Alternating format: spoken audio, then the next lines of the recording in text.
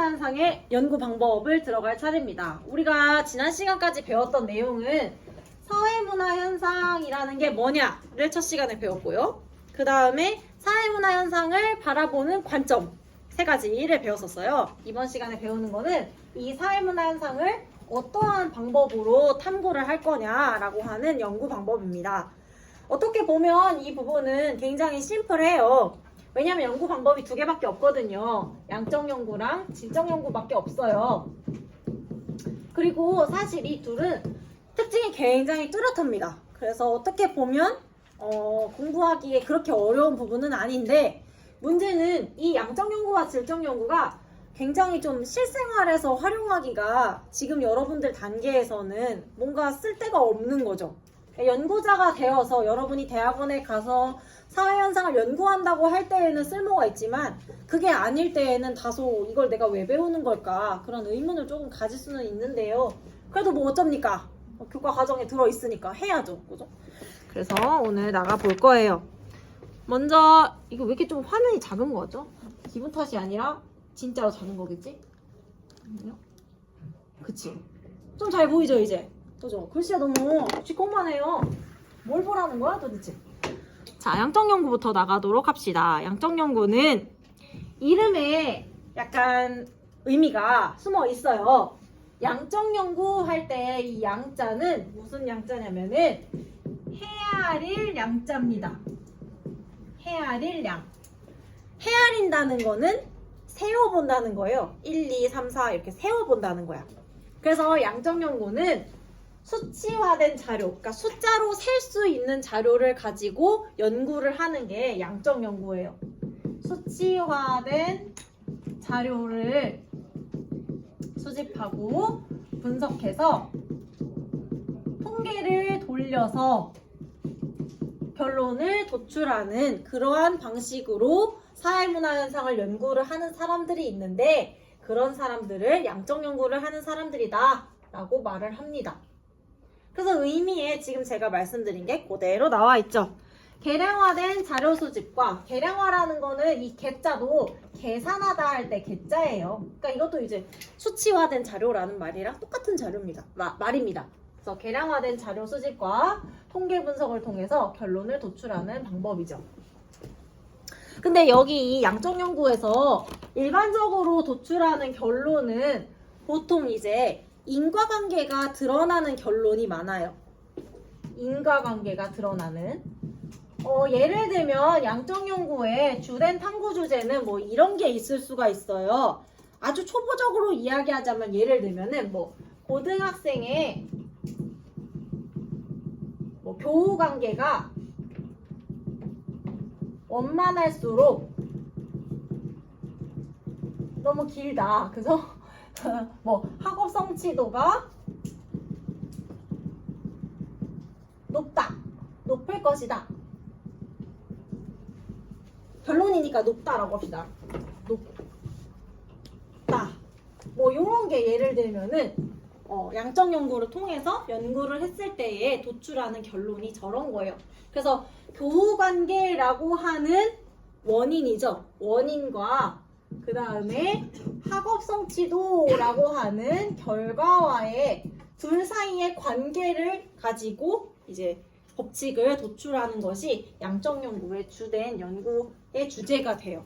그리고 이런 교우 관계나 학업 성취도 같은 것들을 아까 제가 말씀드렸던 것처럼 수치화된 자료로 수집을 하는 거죠. 뭐 예를 들면은 이따가 또 설명하겠지만, 교우 관계라는 것은 뭐 자주 연락하는 친구의 숫자라던가, 뭐 학업 성취도라는 거는 뭐 예를 들면은 뭐 모의고사 석차라던가 이런 식으로 수치화된 자료를 통해서 이러한 결론을 도출합니다. 양적 연구의 연구 목적 볼게요. 이런 연구를 하는 목적은 뭐냐? 사회문화현상에 대한 연구를 통해서 변인 간의 관계를 파악해서 일반화나 법칙을 찾아내고자 하는 거예요. 방금 제가 말씀드렸던 거 있잖아요. 원인과 결과와의 관계를 찾아내려고 한다. 그게 이제 양적 연구의 연구 목적이에요. 전제 볼게요. 양적 연구는 왜 이런 연구를 하냐? 자연현상과 사회문화현상은 본질적으로 같은 특성을 지니고 있다라고 생각해요. 양적 연구하는 사람들은. 근데 여기서 조금 의문이 들죠. 우리 분명히 첫날 첫 시간에 만났을 때 자연현상이랑 사회문화현상이랑 굉장히 다르다고 배웠잖아요. 그쵸? 예를 들면 자연현상은 인간의 의도가 들어있지가 않고 사회문화현상은 들어있고, 그쵸? 자연현상은 인과관계가 굉장히 명확하고 사회문화현상은 불명확하고 뭐 그런 것들을 차이점을 주로 배웠는데 그럼 뭐가 같다고 생각하냐? 뭐가 같냐면 법칙을 발견하는 마음이 급한가 보네. 법칙을 발견하는 것이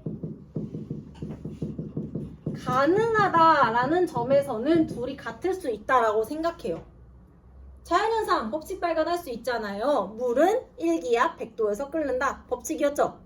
사회문화현상도 인과관계가 불분명하기 때문에 예외가 있을 수는 있지만 법칙 있잖아요. 수요법칙 같은 거. 그런 식으로 법칙을 발견할 수 있다는 점은 둘이 비슷하니까 우리는 자연과학을 연구하는 방법 그대로 사회문화현상을 연구할 거야 라고 생각하는 사람들이 이 양적 연구를 하는 사람들이에요.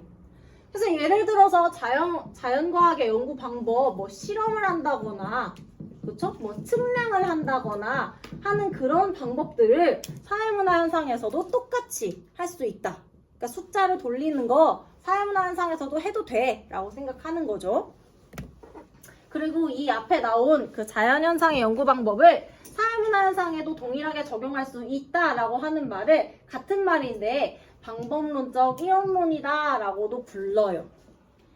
방법론적 이론론이라는 건 무슨 말이냐? 무엇인가를 하는 방법이 1번 하나의 근원을 가지고 있다는 거죠. 자연과학을 연구하는 방법이 하나가 있다면 그것과 똑같이 사회문화현상을 연구하는 방법이 하나다. 그래서 방법론이 하나, 방법론적 이론론이다. 앞에 이야기랑 같은 말이다 라고 기억하시면 됩니다.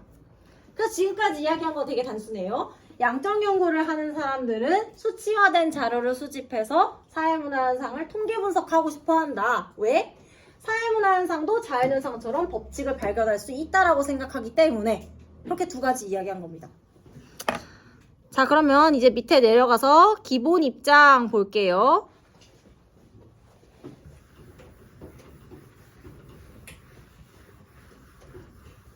자, 양적 연구를 하는 사람들의 기본적인 생각은 무엇이냐? 1번, 사회문화현상은 자연현상과 마찬가지로 측정과 계량화, 통계 분석이 가능하다라는 거죠. 그러니까 숫자로 된 자료를 모을 수 있다. 두 번째, 자연현상과 마찬가지로 사회문화현상에도 일정한 규칙성이 존재한다. 아까 말씀드렸죠? 법칙 발견이 가능하다. 그 점이 둘의 공통점이다. 그 이야기가 3번에 똑같이 나오죠. 자연현상에 대한 연구를 통해 법칙을 발견하듯이 사회문화현상에 대해서도 과학적 연구를 통해서 법칙 발견이나 일반화의 정립이 가능하다라고 했습니다. 혹시 모를까봐 일반화라는 게 뭔지만 설명해 드릴게요. 일반화라는 거는 하나의 사례에 적용되는 거에서 출발해가지고 모든 사례에서도 적용이 가능할 때 어떠한 이론이 한 사례에서만 되는 게 아니라 다른 모든 사례에 적용이 가능한 경우에 우리는 일반화가 가능하다라고 말해요. 예를 들어서 물이 끓는 거, 자연현상에서 물이 1기압 100도씨에서 끓는 거는 여기 흥덕고등학교에서 그렇지만 다른 모든 장소에서도 다 그렇잖아요. 그러면 일반화가 가능한 거예요. 물이 1기압 100도씨에서 끓어요 라는 것은 모든 사례에서 다 그렇기 때문에 일반화된 이론인 거죠. 그럼 예를 들어 사회문화현상에서도 똑같이 예를 들어 수요법칙을 우리가 연구하겠다고 했을 때 수요법칙이 뭐였어요? 가격이 오를수록 사람들이 그 물건을 적게 산다는 거였잖아요. 그래서 그게 궁금해가지고 예를 들어서 아이스크림이라고 하는 하나의 사례를 분석을 하는 거죠. 얘 가격이 오를 때 사람들은 물건을 어떻게 살까? 봤더니 물건을 적게 사. 가격이 오를수록 수요법칙 되죠? 근데 다른 재화에서도 그게 적용이 된다면 예를 들어 뭐 당근이나 책이나 뭐 핸드폰이나 그런 다른 재화에서도 다 가격이 오를 때마다 사람들이 물건을 적게 사네? 그렇다고 한다면은 우리가 찾은 수요 법칙이라고 하는 것은 이 하나의 재화가 아니라 다른 모든 재화에 대해서 일반적으로 적용이 가능하다. 즉 일반화가 가능하다라고 말을 하는 겁니다. 그래서 이러한 일반화된 법칙을 발견하고자 하는 게 양적 연구를 하는 사람들의 주된 목표예요. 그러니까 자연현상처럼 어떤 뭔가 이렇게 깔끔한 법칙을 발견하고자 하는 거죠. 이 사람들은. 자, 그래서 이 양적 연구에 대해서 간략하게 설명을 드렸고 이제 일반적인 탐구 절차를 볼 거예요. 우리 책에서는 이게 편집이 약간 제 마음에 안 드는 게 이게 양쪽으로 페이지가 넘겨져 있어가지고 제가 왔다 갔다 하면서 보기가 좀 불편해요. 그래서 내용은 똑같이 하되 저는 그냥 칠판에 한 번에 쓸 거예요. 여러분은 책을 보시면 돼요. 뭐니? 자, 여러분은 책을 보시고요. 저는 필기를 할게요. 여러분 책에 나와 있는 그대로 양적 연구의 일반적인 탐구 절차 보겠습니다. 5번으로 나와 있죠?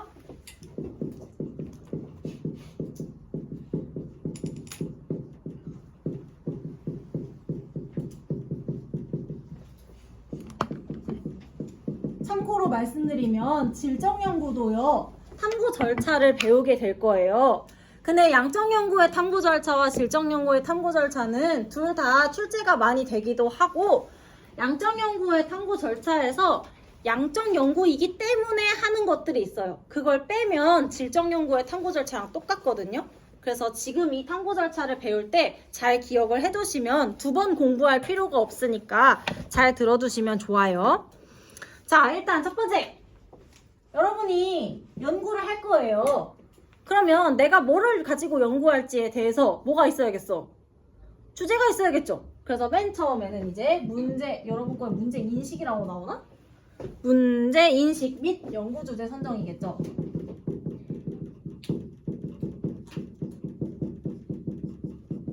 예를 들면 저는 이제 고등학교에서 근무한 지 한 8년 됐거든요? 그러니까 저는 이제 주로 상호작용하는 대상이 이제 고등학생 아니면 선생님이잖아요. 그래서 저의 이제 주된 관심사는 고등학생들이라고 칩시다. 제가 이제 연구를 할 건데 저는 이제 애들이 보통 만날 때 표정이 어둡잖아요. 지금 여러분들처럼 수업을 듣는 중이니까 애들이 도대체 언제 행복할까? 이게 예를 들면 궁금한 거죠. 그래서 저는 연구 주제를 고등학생의 행복에 뭐가 영향을 줄까? 예를 들면 이걸 이제 연구 주제로 정하는 거죠. 그래서 이제 여러분 관찰을 했어요. 그랬더니 애들이 하루 종일 학교에서 행복해 보이는 때가 두 번이 있는 거지.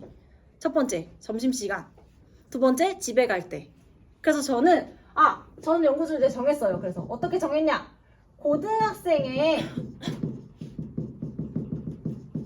행복감에 집이라는 공간이 미치는 영향에 대해서 내가 한번 알아봐야지 라고 생각을 하게 된 거죠. 애들이 집 갈 때마다 즐거워 보이니까 도대체 집에 뭐가 있길래 애들이 저렇게 즐겁나 하고 이제 탐구를 하기 시작한 거죠. 이게 이제 문제인식 및 연구주제 선정 단계입니다. 자, 그러면 이제 굉장히 굵게 연구주제를 정했어요. 그 다음에 이제 두 번째, 아까 여러분 양적 연구는 최종적인 목적이 뭐라고 했죠? 뭐를 발견하는 거? 법칙. 그래요. 양적 연구는 법칙을 발견하는 것을 목적으로 해요. 그래서 양적 연구를 하는 사람들은 자기가 미리 법칙을 하나 세워놓고 자료를 수집해서 그 내가 만들어놨던 법칙이 맞는지 틀리는지를 다시 검증하는 방식으로 연구를 진행을 하거든요. 그래서 내가 미리 법칙을 하나 세우는데 그것을 뭐라고 하냐면은 가설이라고 합니다. 그래서 가설을 설정을 하는 단계가 두 번째 단계가 돼요. 예를 들면 제 연구에서는 이런 거죠.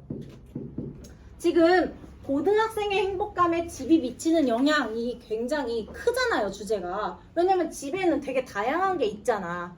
집이라는 공간이 뭔가 좋아서 그럴 수도 있고, 뭐 가족과의 관계가 좋아서 그럴 수도 있고, 뭐 강아지가 있어서 그럴 수도 있고, 엄청 다양한 게 있으니까 저는 그 중에서도 예를 들어서 가족 간의 관계가 고등학생의 행복감에 미치는 영향에 대해서 탐구를 할 거라고 칩시다. 그래서 가족 간의 관계가 좋을수록 고등학생의 행복감이 높을 것이다 라는 식의 가설을 하나 설정을 할 수가 있는 거죠.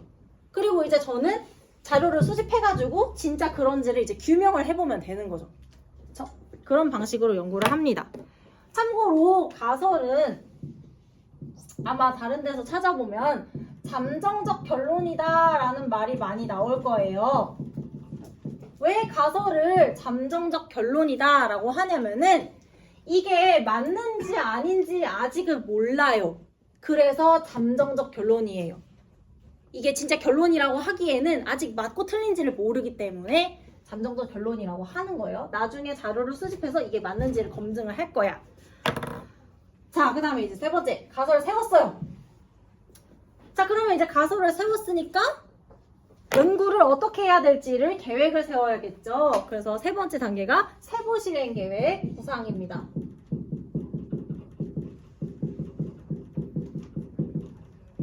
이거 뭐라 해야 되지? 구상? 구상 맞네. 양적 연구에서는요, 이 세부 실행 계획 구상 단계에서 연구자는 두 가지를 해야 돼요.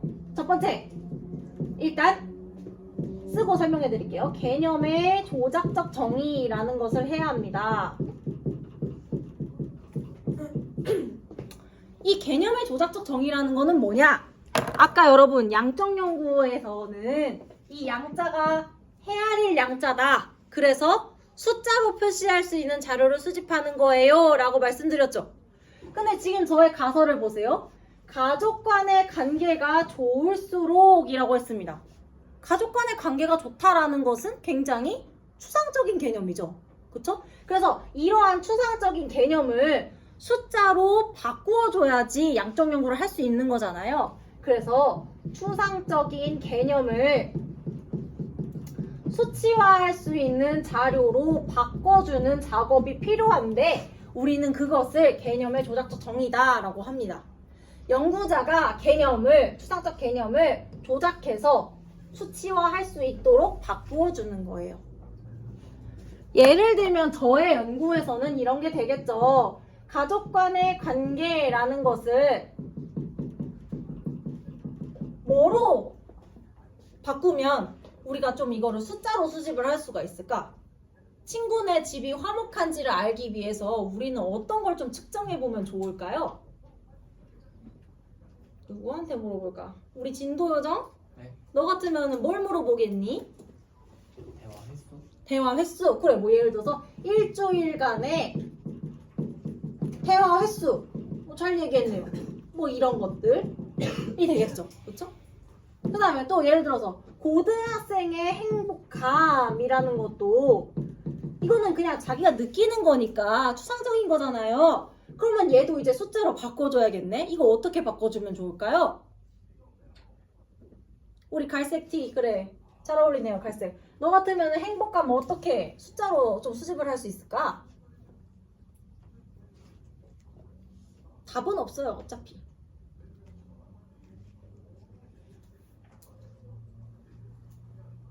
기준을 나눠서 표로? 뭐 예를 들어서 뭐 아주 행복, 보통, 불행, 매우 불행 이런 식으로 좋아. 그런 것도 가능해요. 아까 말한 것처럼 그런 걸 척도라고 하는데 그런 척도를 통해서 뭐 1번 매우 행복, 그쵸? 부터 5번 매우 불행까지 좋습니다. 이렇게 해도 돼요. 아니면 어떤 친구는 생물이었나봐. 걔가 뭐 약간 전공이. 그래서 뭘로 할래 했더니 도파민을 수치를 분석을 하겠다. 뭐 그런 얘기 했습니다. 도파민 측정하겠대요. 뭐 그런 것들. 이런 것들이 다 개념의 조작적 정의가 되는 거죠. 여기서 중요한 건 개념의 조작적 정의를 기억하시는 게 중요합니다. 추상적 개념을 수치화해서 다시 정의해야죠. 그래야 내가 어떤 자료를 수집할지에 대해서 각이 나오는 거잖아요. 다 했어요. 개념의 조작적 정의까지 다 했어. 그러면 이제 진짜로 내가 연구를 어떻게 할지 계획을 세우면 되겠죠. 그래서 B번이 이제 세부 실행 계획. 연구 설계구나, 여기가. 죄송해요. 연구 설계.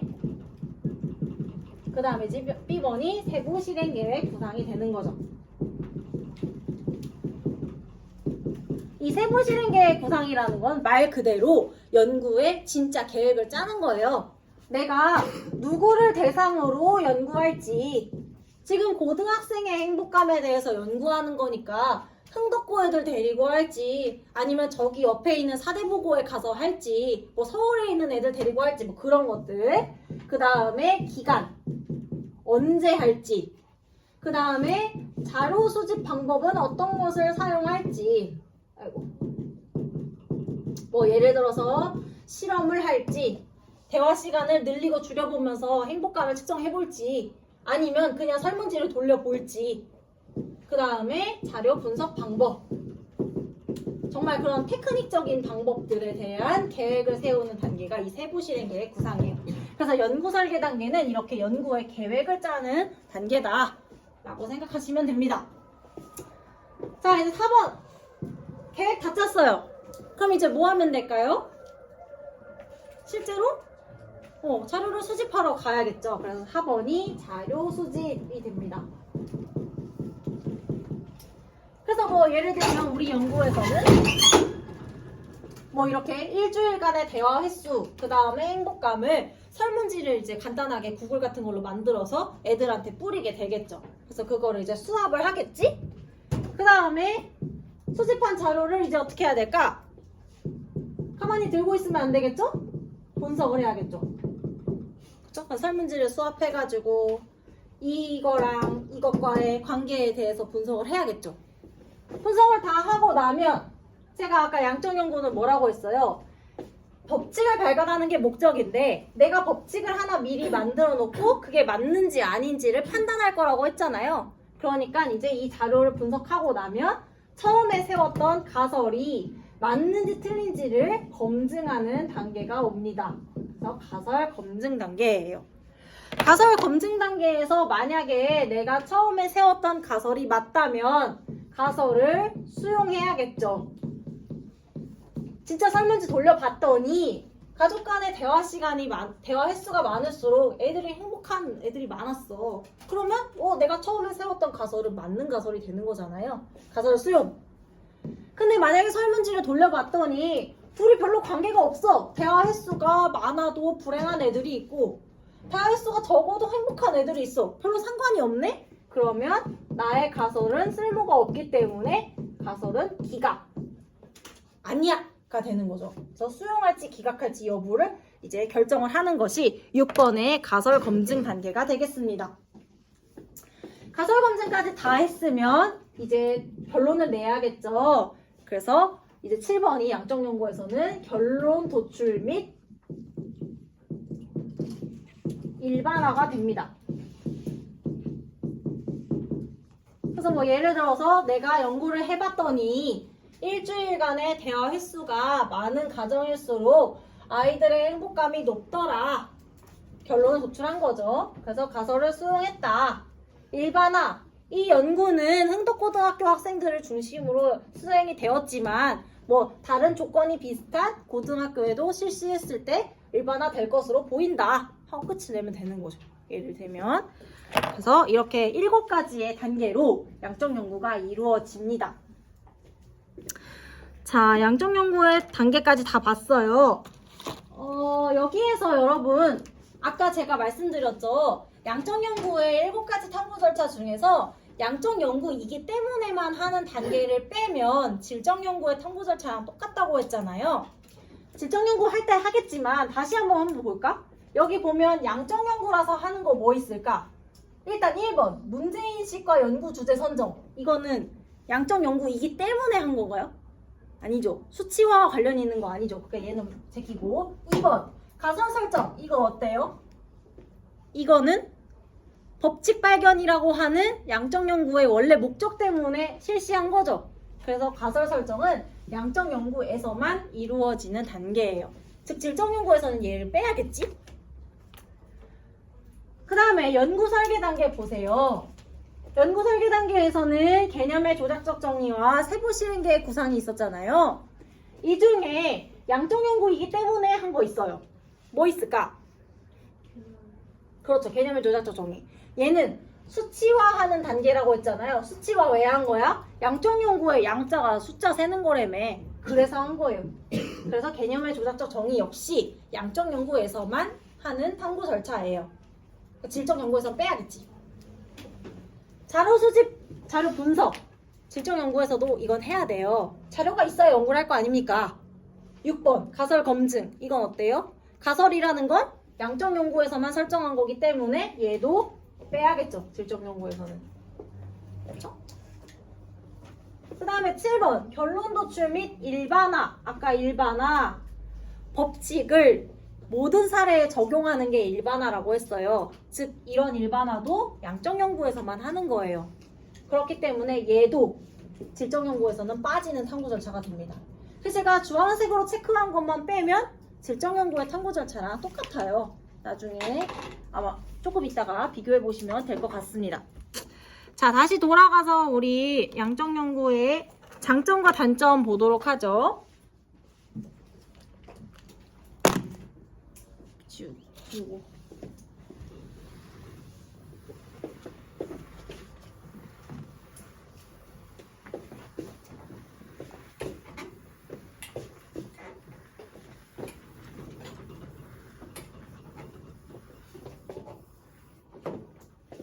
또 화면이 약간 작아진 것 같은데? 됐다. 자, 양적 연구의 장점과 단점 볼게요. 양적 연구의 좋은 점. 사회문화 현상에 대한 측정과 계량화, 통계 분석을 통해서 정밀하고 정확한 연구 결과를 얻을 수가 있다.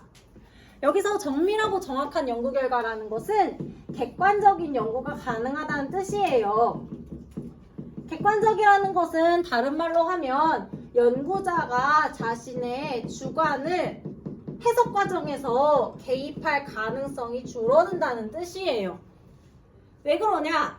양적 연구는 아까 말씀드렸던 것처럼 숫자로 된 자료를 수집해요. 그러니까 설문조사를 걷어서 그냥 그걸 통계적으로 분석하는 게 다거든요. 그래서 그 과정에서 연구자가 자신의 주관을 개입할 만한 구석이 별로 없는 거죠. 그렇기 때문에 조금 더 엄밀하고 정확하고 객관적인 연구 결과를 얻을 수가 있다라는 겁니다. 뒤에 질적 연구에 비해서. 그 다음에 법칙 발견이나 일반화의 정립에 유리하다. 양적 연구의 목적이 법칙 발견이잖아요. 그래서 그렇습니다. 그러니까 사회문화 현상, 인간의 행위를 굉장히 좀 과학에서 하는 방식과 비슷하게 연구를 하는 거죠. 단점입니다. 이러한 양적 연구는 뭐를 잘 못할까? 계량화해서 분석하기 곤란한 사회문화 현상의 연구에 적합하지 않아요. 그러니까 즉 숫자로 바꾸거나 통계 처리를 하기에 어려운 주제들이 있어요. 사회문화 현상에는. 뭐 예를 들면 이런 거지. 예를 들어 가출 청소년들의 삶에 대해서 내가 연구를 하고 싶다. 궁금하지 않나요? 가출팸 같은 거 애들이 있다고 하잖아. 왜 다큐 같은 거 보면 집에 나와가지고 자기들끼리 모여 살고 그런 애들이 성인이 됐을 때 어떻게 살까 궁금하잖아. 근데 그거는 통계를 돌릴 수 있는 부분이 아니에요. 사람마다 너무 케이스가 다 다르고 인생사를 어떻게 우리가 숫자로 바꾸겠습니까? 그런 것들의 연구에는 양적 연구를 할 수가 없는 거죠. 그래서 행위 주체인 인간의 주관적 의도나 동기를 이해하는 주제에 대해서는 연구를 한다 하더라도 굉장히 피상적인 연구에 그칠 우려가 있다. 이 피상적이라는 것도 한자어인데 이 피자는 가죽 피자예요. 겉가죽, 겉껍데기. 상, 머무를 상자예요. 그러니까 겉가죽에 머무르는 연구다. 저기 사람의 마음속 깊이를 연구할 수 있는 게 아니라는 거죠. 그냥 숫자로 드러나는 것밖에는 우리가 알 수가 없다. 그게 이제 양적 연구의 단점이 되는 거죠. 사람들의 속마음을 몰라. 자, 그래서 양적 연구에 대해서 했습니다. 이제 질적 연구 보도록 할게요. 이 질적 연구가 설명하다가 끝나더라고, 다른 반도. 그래서 아마도 기본 입장까지 하거나 뭐 탐구 절차 정도까지만 하다가 끝날 것 같아요. 여기도. 자, 질적 연구 봅시다. 예. 여러분, 질적 연구는요. 얘도 이제 한자어죠. 질적 연구할 때 이 질자는요. 본질 할 때의 질자예요. 본질. 그래서 인간의 행동의 본질을 꿰뚫어 보는 연구가 양적 연구의 목적이에요. 그럼 본질이라는 것은 무엇이냐? 무엇인가 행위를 하는 행위자가 있잖아요. 그 행위자의 행동의 행위 동기나 의도를 파악하려고 하는 거예요. 쟤는 왜 저런 걸 할까? 가 궁금한 거지. 그래서 그것을 파악하고 이해하고자 하는 것을 목적으로 삼는 연구가 질적 연구예요. 아까 말씀드렸던 그런 가출 청소년들은 집을 나가서 어떻게 살까? 그런 게 이제 대표적인 질적 연구의 연구 주제가 된다고 할 수가 있습니다. 그래서 이 이해를 목적으로 하기 때문에 이 질적 연구를 다른 말로는 해석적 연구라고도 불러요. 그냥 그 정도만, 그렇게 부른다 정도로만 이해하시면 되겠습니다. 질적 연구. 그래서 질적 연구의 의미, 연구 대상자의 생활세계, 혹시 연구 대상자 모를까봐 연구 대상자는 내가 궁금한 사람들 연구 대상자라고 해요. 연구 대상자의 생활세계에 대한 관찰 혹은 면담 이런 걸 통해서 자료를 수집하고 연구자의 해석을 통해서 결론을 도출하는 거죠. 결론은 어떤 결론? 그 사람을 이해하는 거죠. 아, 제가 이랬겠구나. 이런 삶을 살았겠구나. 이런 생각을 했겠구나. 라는 결론을 도출하는 거죠. 그래서 대표적인 예시 아까 들어드렸던 거 가출 청소년의 삶, 뭐 이해, 뭐 이런 것들, 그런 것들이 이제 질적 연구의 대표적인 주제가 될 수 있죠. 아니면 뭐 예를 들어서 고등학생들의 이성교제 경험, 뭐 이런 것들이 대표적인 질적 연구의 주제가 될 수 있죠. 뭐 고등학생들은 썸을 어떻게 타는가? 사람마다 굉장히 다른 부분이잖아요. 심층적인 마음이 들어있는 거고. 그런 것들 직접 만나서 얘기를 해봐야 알 수 있는 거죠. 연구 목적 볼게요. 목적. 왜 질적 연구를 하냐? 현상에 대한 행위자의 주관적 의미. 그러니까 어떤 일이 일어나고 있을 때 그 당사자는 어떻게 그것을 해석하고 있냐? 와, 행위 동기. 왜 그런 행동을 하냐에 대하여 이해하기 위한 목적을 가집니다. 전제. 질적 연구를 하는 사람들은 어떻게 생각을 하고 있냐? 사회문화 현상은 자연현상과 본질적으로 다른 특성을 지니고 있다라고 생각해요. 이거 우리가 잘 아는 거죠. 사회문화 현상은 자연현상과 본질적으로 달라요. 뭐가 달라요? 인간의 의도가 그렇죠. 들어있다라는 점이 다르죠. 그러니까 우리는 이 인간의 의도를 보고 싶어가 질적 연구를 하는 사람들의 생각인 거예요. 그렇기 때문에 자연현상의 연구 방법으로는 사회문화 현상 연구할 수 없어요. 다른 방법으로 연구해야 됩니다. 그것을 우리는 방법론적 이원론이다. 같은 말이에요. 사회문화 현상을 연구하는 방법과 자연현상을 연구하는 방법은 서로 다르다. 다른 근원을 가지고 있어요. 그래서 방법론적 이원론이다 라고 하는 거예요. 둘의 방법이 달라요. 기본 입장 볼게요. 그러니까 뭐 실험 같은 거로는 알 수가 없다라는 거겠죠. 예를 들면 기본 입장 볼게요. 자, 4번입니다. 지워야겠네. 기본 입장. 자연현상과 달리 사회문화 현상은 주관적인 의도나 동기를 가진 인간이 주체가 되어 만들어지는 현상이다. 즉 쉽게 말하면 인간의 의지가 들어가 있다. 사회문화 현상은. 2번 볼게요. 사회문화 현상에 대한 측정과 계량화, 통계적 분석으로는 인간에 의해 주관적으로 의미가 부여되고 구성되는 사회문화 현상을 이해하기 곤란하다. 숫자로 사람의 마음속 깊은 곳을 어떻게 알겠냐라는 거죠. 3번 자연현상과 달리 사회문화 현상은 상황 맥락 속에서 규정되는 사회문화 현상의 주관적인 의미를 이해하는 것이 중요하다라는 거죠. 그러니까 그 사람이 그 상황에서 어떻게 생각하고 느끼는지를 실질적으로 이해하는 게 진짜 연구지. 통계를 분석하는 게 뭐가 연구냐라는 게 질적 연구하는 사람들의 생각이에요. 자, 기본 입장까지 봤습니다. 넘어가서 일반적인 연구 과정 볼게요. 아까 제가 양적 연구의 탐구 절차에서 필요 없는 거 빼면 질적 연구의 탐구 절차 된다고 했죠? 그거 빼보면 여기 나와 있는 거랑 똑같죠? 첫 번째, 문제인식 및 연구 주제의 선정 나오죠. 아까도 양적 연구에서 문제인식 및 연구 주제를 하나 골라서 선정을 했었죠. 그죠? 그래서 뭐 예를 들면 저도 석사 때 연구를 했었는데요. 제가 했었던 연구가 뭐였냐면은 고등학생들의 성소수자에 대한 인식을 연구를 했었어요.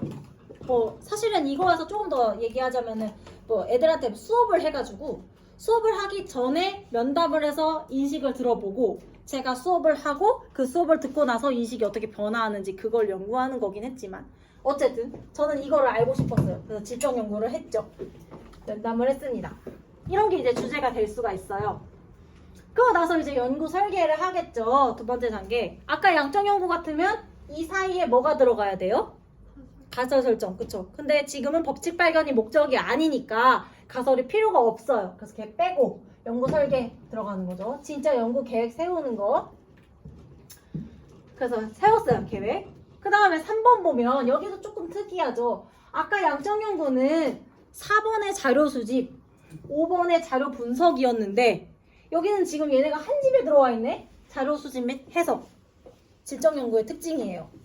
자료 수집과 해석이 동시에 이루어지는 거가 질적 연구의 특징이기 때문에 자료 수집 및 해석이라고 나오는 거거든요. 질적 연구가 자료 수집과 해석이 동시에 이루어지는 거 예를 들면 이런 거죠. 제가 고등학생들의 성소수자에 대한 인식 연구했다고 했잖아요. 그래서 제가 청원고등학교랑 진천의 서정고등학교랑 제가 근무하던 대금고등학교랑 애들 만나가지고 인터뷰를 했는데 제가 했던 질문 중에 하나가 이거였어요. 얘야, 지금 우리나라에서는 동성부부가 법적으로 결혼 못하잖아. 근데 나중에 동성부부가 법적으로 결혼할 수 있다고 하면은 너는 어떨 것 같아? 라고 물어봤어요. 그랬더니 한 인터뷰 대상자가 이렇게 대답했어요. 제가 똑같이 따라해볼게요. 그냥 뭐 자기들이 좋다는데 결혼하라 하세요. 이렇게 했어요. 자, 그러면 얘는 진짜로 동성부부가 법적으로 부부가 되는 거를 정말 너무 좋다고 생각하는 걸까? 아니면 사실은 자기는 별로 좋진 않지만 선생님이 와서 물어보니까 그렇게 대답한 걸까? 1번일까 2번일까? 저는 2번이라고 해석했어요. 그걸 언제 했어? 듣자마자 동시에 하는 거죠. 들으면서 얘 표정, 말투, 손짓을 보면서 얘는 별로라고 생각하네. 동시에 하는 거예요. 그래서 질적 연구는 자료 수집과 동시에 해석을 하게 됩니다. 그걸 집에 적어갔다가 보고서 하는 건 아니잖아요. 들으면 바로 하는 거지. 그렇습니다. 다시 위에부터 볼게요. 그래서 얘네가 같이 있는 거고요. 위에서부터 보겠습니다. 질적 연구는 주로 참여 관찰이나 면접 등을 통해서 자료를 수집해요. 얘네들에 대해서는 다다음 시간쯤에 배우게 될 거예요. 연구자가 직접 그 이벤트에 참여를 하면서 보거나 아니면은 그 사람을 만나서 이야기를 들어요. 이해를 하기 위해서. 그 다음에 비공식적 자료의 수집을 중요하게 생각해요. 여기서 이제 모르는 거, 비공식적 자료가 뭔지 모르겠죠. 비공식적 자료라는 거는 뭐냐면은 정말 말 그대로예요. 공식적이지 않은 자료. 조금 더 쉽게 표현하자면 개인적인 자료를 말해요. 예를 들면 이런 거지, 얘들아. 우리 반에 어떤 애가 가출을 해가지고 한 달 동안 지금 행방이 묘연해. 근데 내가 얘에 대해서 가지고 있는 자료가 2개가 있어. 하나는 얘 사물함에서 일기장을 내가 하나를 찾았고, 그 다음에 또 하나는 내가 얘 성적표를 가지고 있어요. 그러면 나는 얘가 한 달 동안 가출한 이유가 궁금한데 둘 중에 뭐를 봐야지 알 수 있을까? 그렇죠. 그래서 질적 연구하는 사람들은 이런 자료들을 보는데 이런 자료가 비공식적 자료인 거예요. 개인적인 자료. 예를 제가 들은 것처럼 일기장이라던가 편지라던가 아니면 요즘엔 여러분 이런 거 많이 안 쓰니까 여러분의 눈높이에 맞추자면 SNS 비공식 계정? 그 비계에 있는 그런 게시물들? 그런 것들이 굉장히 퍼스널한 거잖아요. 그런 것들을 수집을 해야 그 사람의 행위 동기를 알 수 있을 거 아니야. 속생각을. 그렇죠? 저 깊은 데에 있는 속생각을. 그래서 비공식적 자료를 주로 수집을 합니다. 여러분 힘들죠? 저도 힘들어요. 여기까지만 할까요? 직관적 통찰과 감정이입적 이해부터 딱 다음 시간에 설명할게요. 여기가 약간 설명이 길어서 시간 조절이 조금 어려울 것 같아서 그래요. 여기부터 진도 요정 알겠죠? 꼭 여기서부터 얘기해주세요.